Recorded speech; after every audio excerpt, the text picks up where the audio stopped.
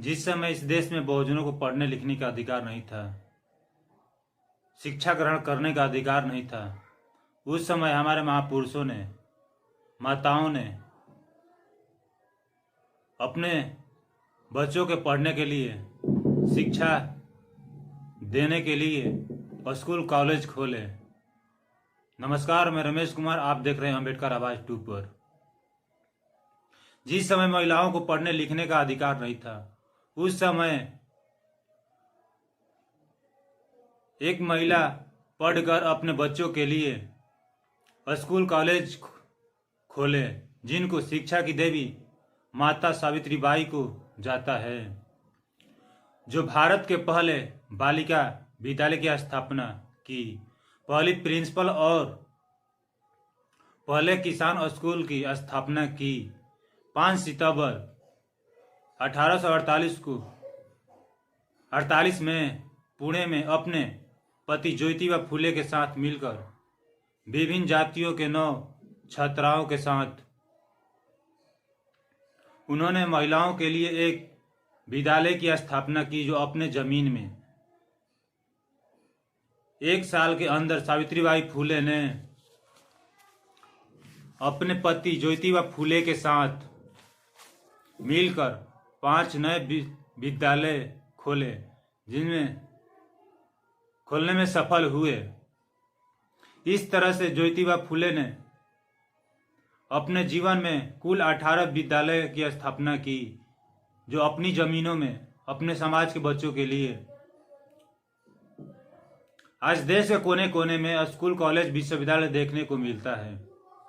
तो बहुजन समाजों की देन है कि अब सवाल उठता है कि जिसने कभी विद्यालय खोले नहीं, फिर उसमें रहने की, पढ़ने की, लिखने की जरूरत ही क्या है।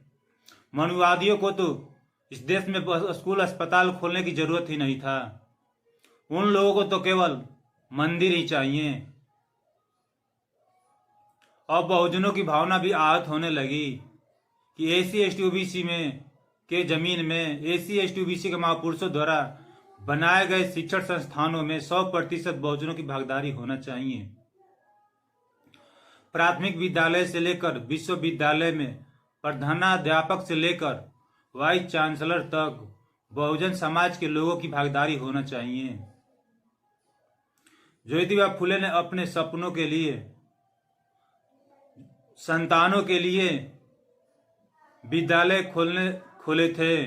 बहुजन समाज को मंदिर नहीं चाहिए और मनुवादियों को विद्यालय नहीं चाहिए। अब बहुजनों की भावना भी आहत होने लगी, इसलिए कि देश के कोने कोने में जितने स्कूल कॉलेज अस्पताल खोले हैं, उसमें अपने अपने जमीन में एसी एसटी ओबीसी अल्पसंख्यक समुदाय के लोगों ने अपने बच्चों के, संतानों के पढ़ने के लिए खोले हैं।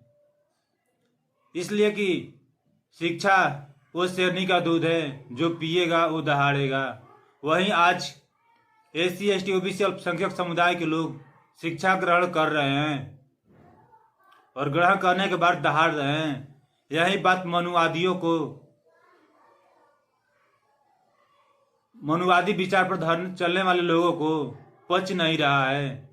यही कारण है कि जितने सरकारी संस्थाएं हैं, उसमें अपने अपने लोगों को बिना कंपटीशन फाइट किए, बिना सर्टिफिकेट के बैठा रहे हैं और निजीकरण भी कर रहे हैं। नमस्कार, मैं रमेश कुमार। अगर मेरी वीडियो अच्छी लगे तो लाइक, शेयर और सब्सक्राइब जरूर करें।